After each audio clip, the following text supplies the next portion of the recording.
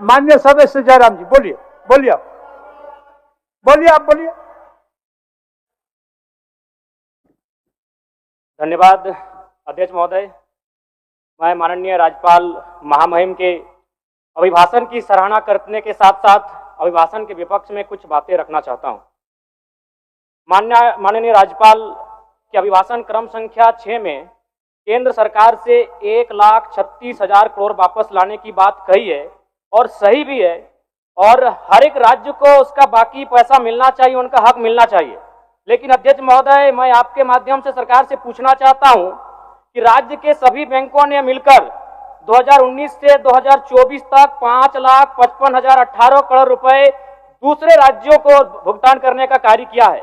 Bank में जो पैसा डिपॉजिट होता है वो दूसरे स्टेट को जाता है, और अगर अभी देखा जाए तो झारखंड का सीडी रेशियो मात्र 36% है, जबकि आप तुलनात्मक अध्ययन करें तो आंध्र प्रदेश का सीडी रेशियो 110 के आसपास होता है, तमिलनाडु का सीडी रेशियो 115 के आसपास होता है। अगर और सबसे महत्वपूर्ण बात कि बैंकर समिति के अध्यक्ष माननीय मुख्यमंत्री होते हैं, अगर इस पैसे को हम लोग बचा के अपने राज्य में ले आते हैं तो लोन के माध्यम से यहाँ के युवा, यहाँ के महिलाओं को अगर निर्गत कराते हैं तो बहुत बड़ी समस्याओं का निदान होगा। इसलिए मैं चाहता हूं कि सत्ता का ध्यान इस ओर आकृष्ट हो। मैं आगे अध्यक्ष महोदय, राज्यपाल महोदय ने अपने अभिभाषण में शहीदों का जिक्र किया, शहीदों के विचारों को आत्मसात करने का जिक्र किया, लेकिन मैं कहना चाहता हूं कि शहीदों के उन्हें माला चढ़ाना, उनके विचारों को आत्मसात करने से कहीं ज्यादा जरूरी है शहीदों को सम्मान देना।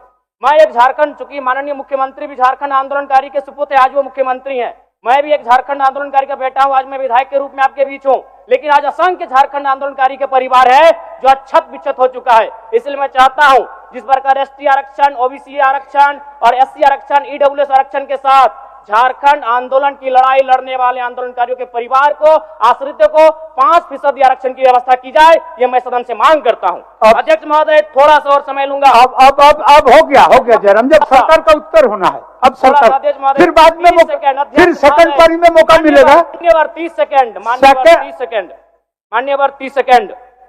चलिए बोल लीजिए।